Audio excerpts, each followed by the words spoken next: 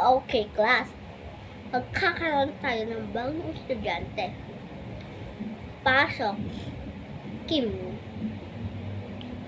Hello po, ako po si Kim Quintero. Ako yung bago niyo pong classmate. Welcome! At teka lang, bismit.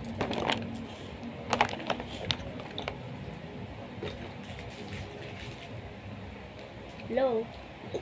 Hello, anak. Okay ka lang ba dyan? Hindi ka ba masyadong napapagod? Pag napapagod ka, uminom ka ng tubig. Sige na, babaya.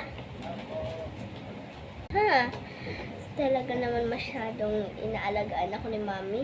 Nagdalan pa ako ng tubig, guys. Ay, hello, Kim!